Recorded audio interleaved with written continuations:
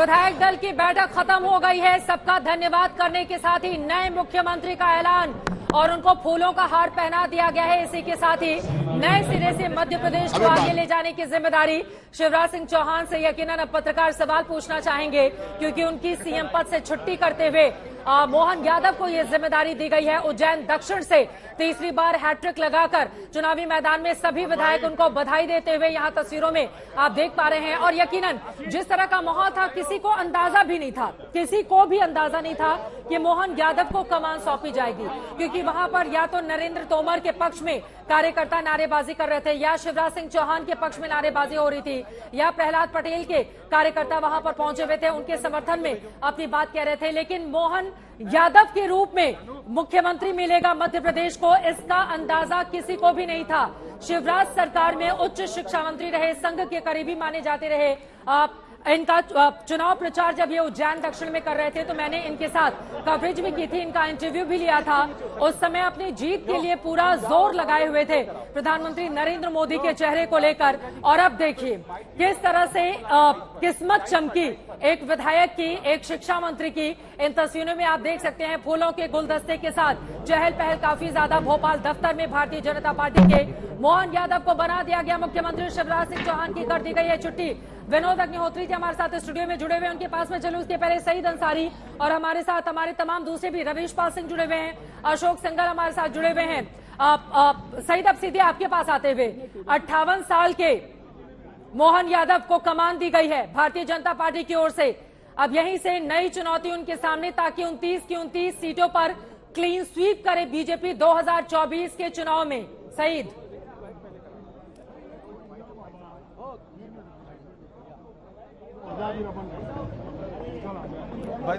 चलिए सईद अंसारी के पास। क्या आप हमारे साथ हमारे बाकी संवाददाता हैं? क्या रवीश तक आवाज जा रही है? अशोक सिंघल, अशोक, अब इसी के साथ 2024 की तैयारी का जिम्मा इनके कंधों पर प्रदेश लाने के साथ ही साथ।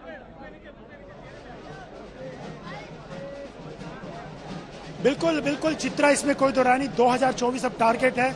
इन राज्यों में जीत के बाद ही 2024 की चर्चा शुरू हो गई थी। और जो एक कॉम्बिनेशन बिठाया, इक्वेशन जो बनाया गया पूरा का पूरा, संतुलन बनाने की जो कोशिश की गई है, एक मुख्यमंत्री 2 डिप्टी सीएम बना करके, तो कहीं ना कहीं एक 2024 को साधने की कोशिश है। हालांकि यहाँ पर अगर 2 चुनाव को देखें, 2014-19 अच्छा परफॉर्मेंस बीजेपी का रहा है, लेकिन एक ही सीट लोकसभा की नहीं आ पाई थी, छिंदवाड़ा, वो भी कमलनाथ के बेटे नकुलनाथ के हिस्से चली गई थी। लेकिन इस बार कोशिश बीजेपी की यही है, जो एक समीकरण बिठाया गया है उसको देखते हुए, संतुलन के जरिए कि 29 की 29 लोकसभा सीटें मध्य प्रदेश से बीजेपी जीती, यही एक कोशिश है बीजेपी की। और इसी एक्सरसाइज में बीजेपी काफी दिनों से लगी हुई थी, चाहे वो छत्तीसगढ़ हो, मध्य प्रदेश हो और आने वाला राजस्थान हो, जहां पे कल विधायक दल की बैठक होगी। तो यही एक कोशिश बीजेपी की 2024 निशाना है, चाहे वो क्षेत्रीय संतुलन हो, चाहे जातीय समीकरण हो, उसी के माध्यम से 2024 को साधने की कोशिश की गई है। और नरेंद्र सिंह तोमर को स्पीकर बना करके राजपूत वोट बैंक को एक मैसेज देने की कोशिश की गई है। तो चित्रा, बीजेपी के लिए अब 2024 में बहुत ज्यादा समय बचा नहीं है। बीजेपी इसी कोशिश में लगी है, जो जो राज्य जीते हैं या बाकी स्टेट्स उनके पास है, वहां पे इन जातीय और रीजनल संतुलन को देखते हुए ही बीजेपी 2024 को साधने के प्रयास में लगी हुई है। और मध्य प्रदेश में भी यह साफ तौर से दिखाई दिया है। जो जो नाम मीडिया में और राजनीतिक गलियारों में चर्चा में थे, उनसे हट करके एक सरप्राइज नेम मुख्यमंत्री के तौर पर सामने आया है। एक बार फिर मोदी और अमित शाह की जोड़ी ने लोगों को अचंभित कर दिया, चौंका दिया नया नाम दे करके। और लेकिन उनके हिसाब से, मोदी अमित शाह के हिसाब से, ये 2024 का टारगेट है उनके सामने, उसी को देखते हुए ये फैसला किया। मैं लौटूंगी आपके पास नए सिरे से। बुलेटिन की शुरुआत करेंगे, शाम के 5 बज चुके हैं, इस वजह से दर्शकों के लिए ये बड़ी जानकारी दे दे। चौंकाने वाला नाम, नया नाम सामने आया है। उज्जैन दक्षिण से विधायक उच्च शिक्षा मंत्री को मध्य प्रदेश जैसे राज्य की कमान सौंप दी गई है। 58 साल के मोहन यादव को मुख्यमंत्री बना दिया है भारतीय जनता पार्टी ने। बड़ी खबर के साथ शुरुआत हम करेंगे। अब से कुछ ही देर पहले विधायक दल की बैठक में मोहर लग गई है। एमपी से शिवराज सिंह चौहान की अब विदाई हो गई है। मोहन यादव को मुख्यमंत्री बना दिया गया है। मोहन यादव मध्य प्रदेश के उज्जैन जिले में उज्जैन दक्षिण निर्वाचन क्षेत्र से विधायक हैं। 2013 में उनकी विधायकी का कार्यकाल शुरू हुआ था, जब पहली बार वो चुनाव लड़े और जीत कर आए। 2018 में दोबारा जीते, 2020 में शिवराज सिंह चौहान के नेतृत्व वाली सरकार में कैबिनेट मंत्री रहे। उनके चेहरे की तस्वीरें आपके सामने है। खिला हुआ चेहरा, मुस्कुराता हुआ चेहरा, फूलों की माला से लद गए हैं। बार बार फोन कॉल्स आ रहे हैं, तमाम लोग बधाई भी उनको दे रहे होंगे, बधाई भी स्वीकार करनी है, फूलों का हार भी पहनना है, हाथों में बुके भी उनको लेना है। जिम्मेदारी अब कहीं ज्यादा बढ़ गई है, मध्य प्रदेश को लेकर भी आगे बढ़ना है। तो वहीं दूसरी तरफ 2024 के लिए 29 की 29 सीटें भारतीय जनता पार्टी के खाते में लोकसभा के चुनाव में डालनी है, क्योंकि पिछली बार 2019 में छिंदवाड़ा सीट बीजेपी हार गई थी। हालांकि 29 में से 28 सीटों पर उसको विजय मिली थी, लेकिन इस बार 2/3 बहुमत के साथ जो प्रचंड जीत हासिल की है, उस जीत के हीरो बने हैं, नायक बनकर उभरे हैं शिवराज सिंह चौहान। सीएम होना भी कार्यकर्ता है, इनको जिम्मेदारी दी गई है। निश्चित रूप से इस जिम्मेदारी को मिलने से हम सब बहुत प्रसन्न हैं।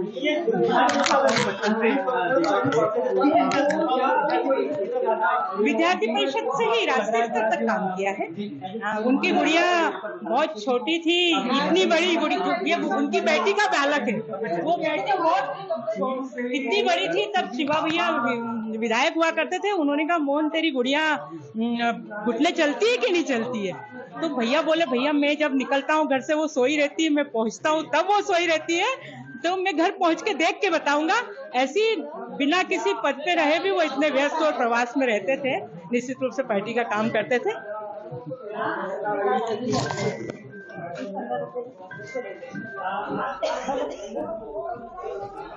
परिवार के लोगों को आप देख रहे हैं किस तरह से हंसी खुशी का माहौल है, एक दूसरे को गले मिलकर बधाई दी जा रही है। यकीनन ये तस्वीरें मोहन यादव के परिवार के लिए बेहद खास हो जाती हैं। परिवार के लोग, मोहन यादव के जो परिजन हैं, वो अब अपनी प्रतिक्रिया यहाँ पर देते हुए तस्वीरों में दिखाई दे रहे हैं। जरा सुनते हैं, एक बार जरा सुनते हैं।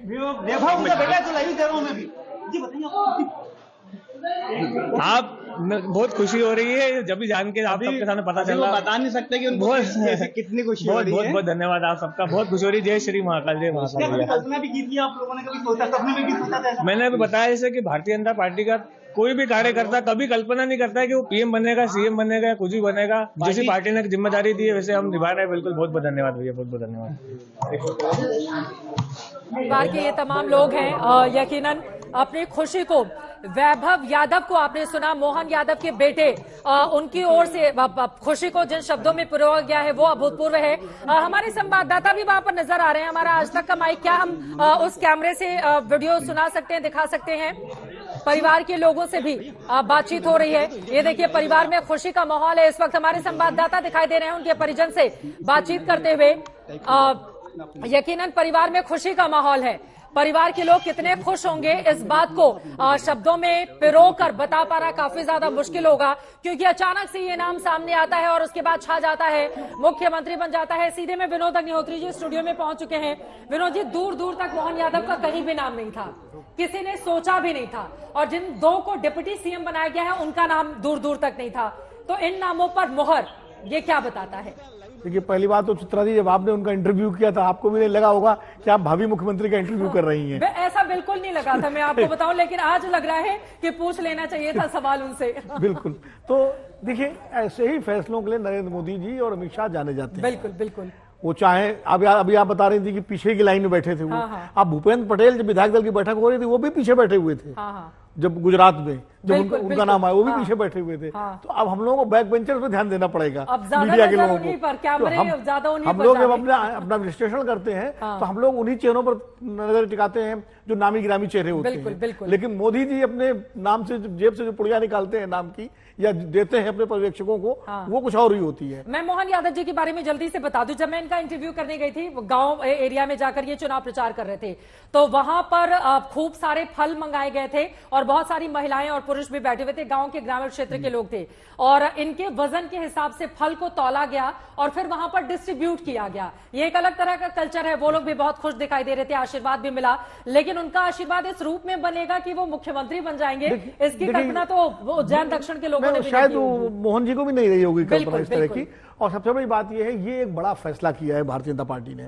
आमतौर पर शिवराज सिंह चौहान एक बड़े नेता हैं, पिछड़ा चेहरा है। अब मोहन यादव जी को मुख्यमंत्री बना करके भारतीय जनता पार्टी ने एक तरफ मध्य प्रदेश में जो पिछड़ा वोट बैंक है उसका, और यादवों की बहुत बड़ी संख्या है मध्य प्रदेश में, बिल्कुल। उत्तर प्रदेश से कम नहीं है। लोग मतलब कई बार यूपी और बिहार को मानते हैं, लेकिन बिहार मध्य प्रदेश की राजनीति साध लिया, यूपी और बिहार को भी अब यादव कांग्रेस जो गलती, कांग्रेस सुभाष यादव को चीफ मिनिस्टर अगर बना देती, जो कि नहीं बनाया और जो हर तरह से योग्य थे, वो गलती भाजपा ने नहीं की। भाजपा ने मोहन यादव जैसे व्यक्ति को आगे बढ़ा। हालांकि बाबूलाल गौर भी यादव ही थे, वो गौर लिखते थे लेकिन वो यादव से पिछड़े थे, और वो और इसी जाति के थे, यादव ही थे, उत्तर प्रदेश प्रतापगढ़ के रहने वाले थे मूल रूप से, और वो बनाए गए थे मुख्यमंत्री। लेकिन ये जो बार बार विपक्षी दलों की ओर से कहा जाता है कि ओबीसी का ध्यान नहीं रखा, ओबीसी का ध्यान नहीं रखा, अब तो देखिए तीनों मुख्यमंत्री अब ये तो जवाब दे दिया सीधे तौर पर कि मतलब आदिवासी को इस तरह से, बिल्कुल वहां छत्तीसगढ़ में आदिवासी, मध्य प्रदेश में ओबीसी, यादव। अब राजस्थान में कौन आता है ये कल देखना महत्वपूर्ण होगा, कल की बैठक में।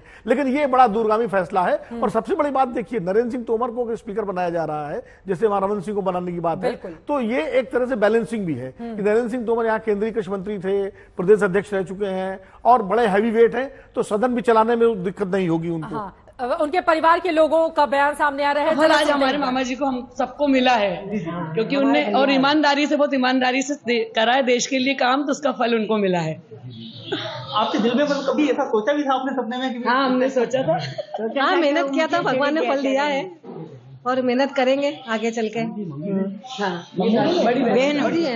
हाँ दीदी, ये दीदी है। हाँ, बड़ी दीदी हूँ। जी बताइए, आपको किस प्रकार से महसूस हुआ? अरे बहुत खुशी हो रही है, हमारे भाई जीता तो, और सभी का करते हैं और बहुत तरक्की करेंगे और आगे भी बहुत तरक्की करेंगे वो। ये सब बाबा महाकाल की कृपा है, बाबा महाकाल की कृपा है, महाकाल की कृपा से बहुत आगे बढ़ रहे हैं।